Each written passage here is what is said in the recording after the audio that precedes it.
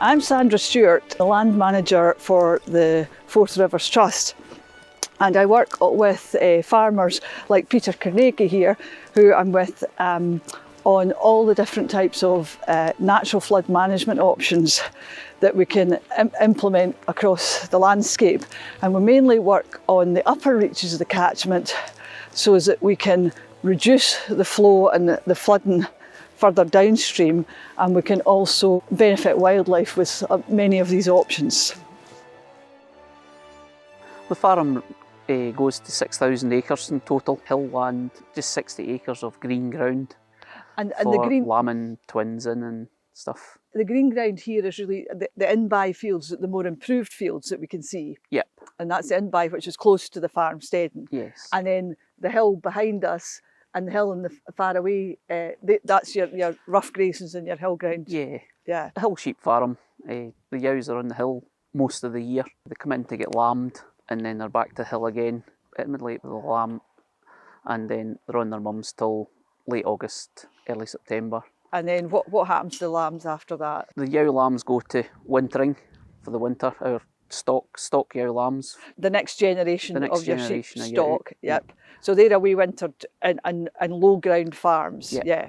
We rent grass on lowland farms so we can fatten them through till Christmas time. And then you sell them. And then they get sold off the low ground farm.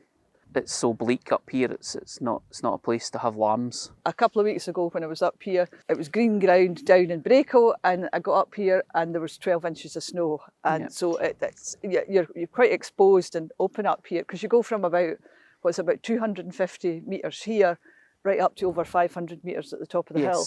Yeah. Now, I worked with the farm here on an agri-environment scheme a few years ago, and there was about 3 elements. And the first thing was, on the hill, we reduced the sheep stock by about 70 ewes. 850 ewes on the place now. Yes. And we also did some bracken spraying. Where the bracken sprayed, the grass is in below, so it came away a lot greener, and it does hold the ewes. It holds the ewes closer rather than them having to spread out over the whole place so far. So we can actually see that, isn't it? Because the kind of dark brown is where some of the bracken is, and below it where it's much greener. Yep, and I sprayed from the top right round. There's more vegetation for the sheep, and there's less sheep, so it's better for the existing stock. Yes. And it takes the pressure off the more unimproved habitats on the hill. It does, yeah.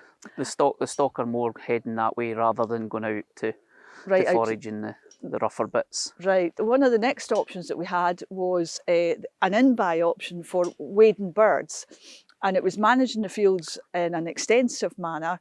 And the wading birds in Scotland, the farmland wading birds, are curlew, peaweep, oyster catcher, snipe and redshank.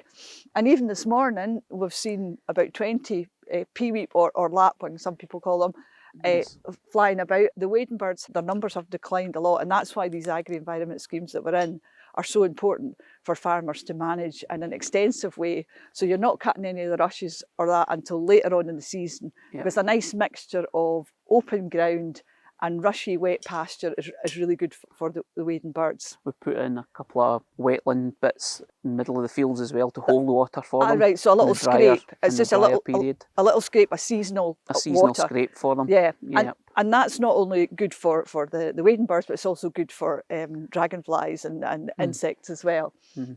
And probably the third and last main option that we had was peatland restoration. And if we can see a way down on the darker areas, that's the peat bogs.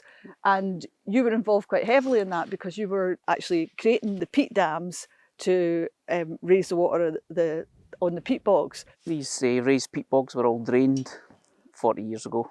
So they wanted them basically dammed again. Every 15 metres we put a dam in down all the ditches, all the original ditches, to raise the level of the water table. Yeah, and the great thing about that is it starts to restore the bog, It does. and it holds the water in the bog, and it helps with natural flood management, which is holding the water in the upper reaches, the catchment, and trying to reduce the risk of flooding further down. Yeah. Yeah. No, it definitely works. Yeah.